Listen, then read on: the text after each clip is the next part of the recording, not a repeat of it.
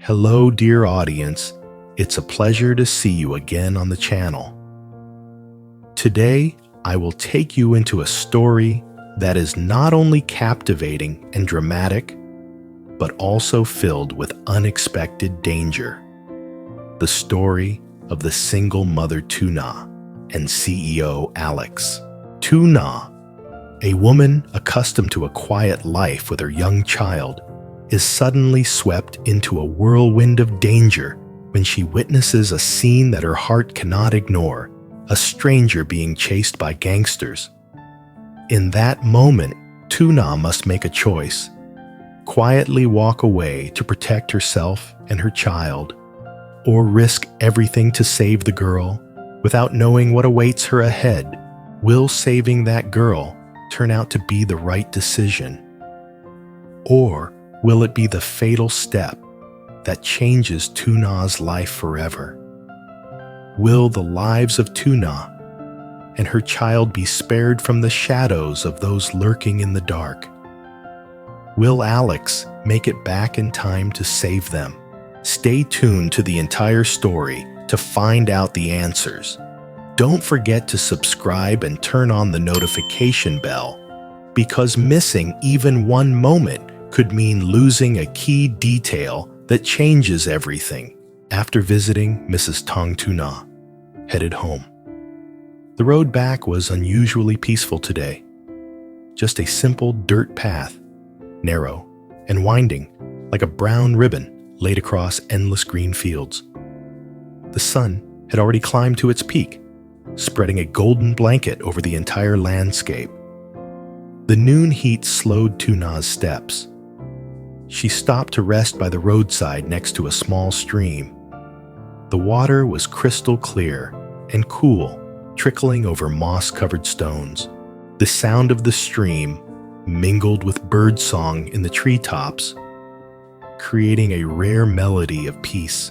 But then, from afar, a sound shattered the stillness. At first, it was faint, like the wind rustling through leaves. But just seconds later, Tuna recognized it. The voice of a woman crying for help, trembling and desperate. Her heartbeat quickened. She lifted her head, eyes fixed in the direction of the sound. A figure emerged. It was a woman running with a limp, her whole body covered in mud. Her face was pale, her eyes wide with panic, as if she had just seen the devil himself. Her torn and filthy clothes showed she had been fleeing for a long distance, facing no small number of obstacles along the way. When she was only a few meters away, the girl nearly collapsed in front of Tuna. Her trembling hands clutched Tuna's arm, her voice breaking with fear. "Please, help me. They're chasing me." There was no time to think. In that instant, Tuna didn't consider her own safety. Painful memories from the past suddenly rushed back. The day she was cast out by her husband's family, homeless, lost and terrified in this world. That feeling urged her to act immediately.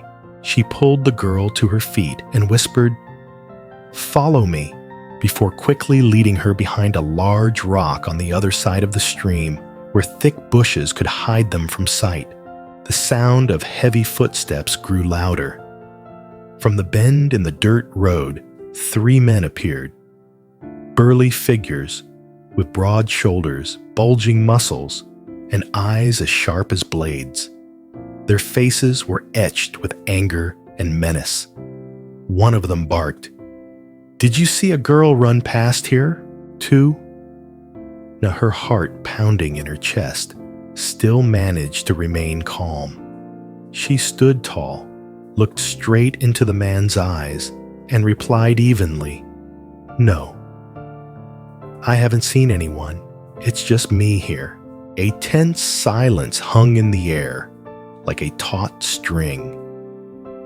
The men exchanged glances, their eyes scanning the area as if ready to tear through every patch of grass. But finally, one jerked his chin at the others. and they walked away, their footsteps fading into the distance. Only when their figures had completely vanished did Tuna turn back gently, calling the girl out from her hiding place. She still looked shaken, her legs trembling, cold sweat streaming down her temples. She could barely stand. Looking into those tear-reddened eyes, Tuna saw herself from years ago. The day she was pushed out of her in-laws' home, clutching her small child, not knowing where to go. Compassion surged within her. "Come on, let's go to my farm. You'll be safe there," Tuna said, supporting the girl as they walked. They followed the dirt road, weaving through small patches of forest. The sun had begun to tilt westward, casting golden light across the villagers' vegetable plots.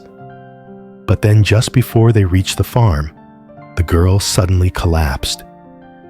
Her face was deathly pale, her breathing weak, her lips parched. Startled, Tuna knelt down and placed a hand on her forehead. It was burning hot. "We can't waste another second," she told herself. Without hesitation, she lifted the girl into her arms and ran toward the farm, praying she could get her to safety before it was too late. As Tuna reached the old wooden gate of the farm, her breathing had grown heavy. Her whole body ached each step, feeling as though she were treading on stone. Beads of sweat rolled down her forehead, mingling with the dust of the road and the golden light of the late afternoon sun. The girl in Tuna's arms had gone limp, her head tilted to one side, eyes shut tight, her face as pale as if she had just endured a terrible nightmare. Summoning the last of her strength, Tuna gently pushed open the creaking wooden gate and stepped into the yard. Her footsteps echoed on the dry ground, blending with the whisper of wind rustling through the bamboo groves. She didn't stop, but slowly carried the girl into the warm little house, still faintly scented with old wood and herbs drying under the eaves. Once inside the room, Tuna gently laid the girl on the bed. The thin, beige blanket, neatly folded since morning, was now unfolded and placed over the frail body. Looking at that face, Tuna felt her heart tighten. She quickly fetched a soft cloth, dipped it into a basin of cool water, wrung it out gently, and let the droplets fall, easing the burning heat on the girl's forehead. Her movements were slow and careful. After cleaning the girl, Tuna went down to the kitchen. The fire crackling in the hearth warmed the entire space. She set a small pot on the stove, adding rice and water with a pinch of salt to help the grains swell evenly. When the porridge began to boil, a gentle aroma spread through the room, evoking a sense of peace and safety. Something Tuna hoped the girl would feel upon waking. About half an hour later, the steaming hot bowl of white porridge was ready.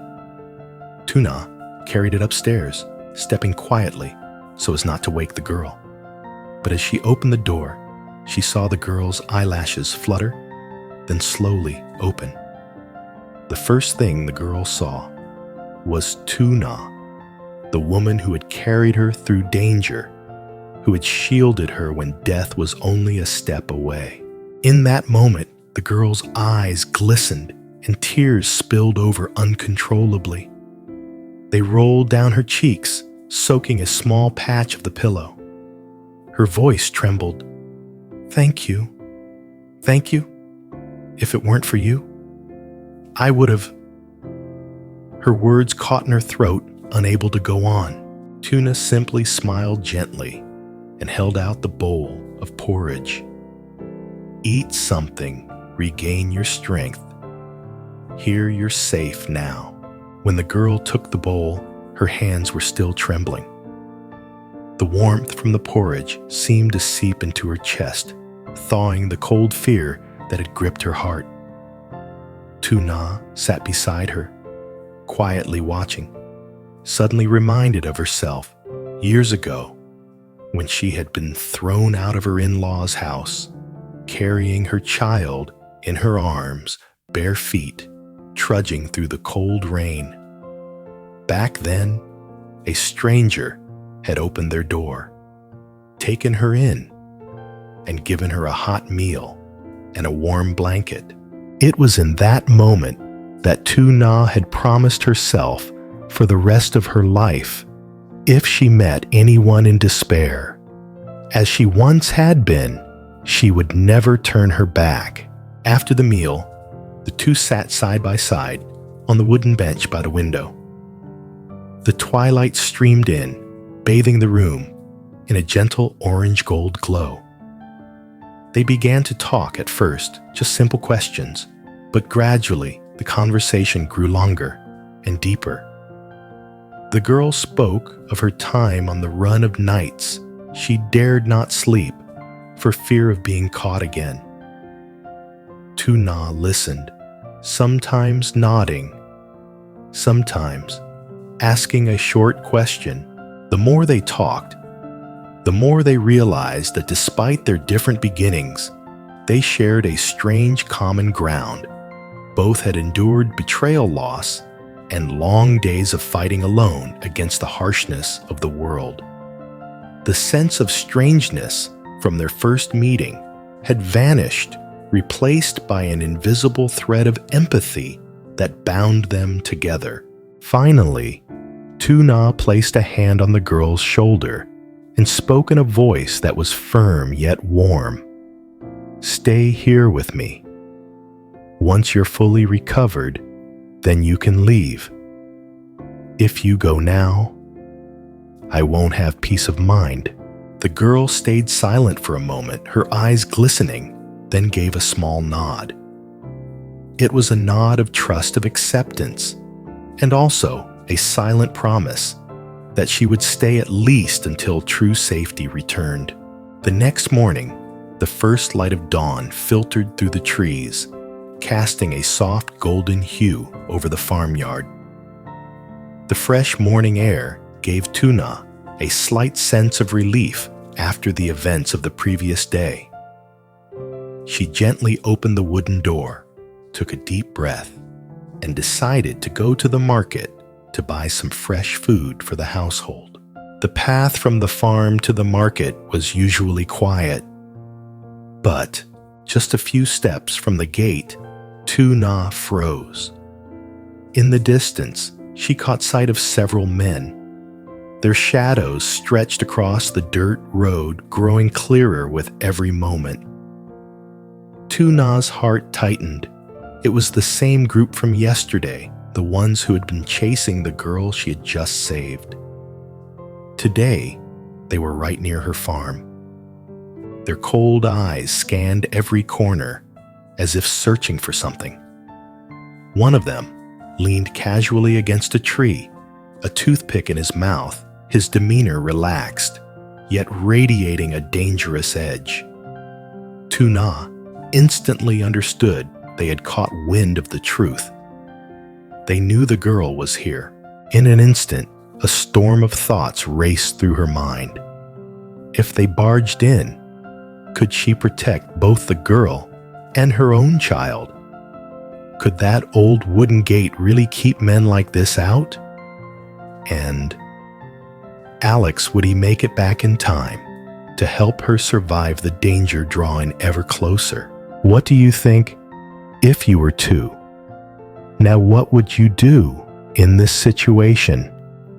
Keep hiding the truth to protect the girl, or hand her over to ensure the safety of yourself and your child? And more importantly, would Alex arrive before it's too late?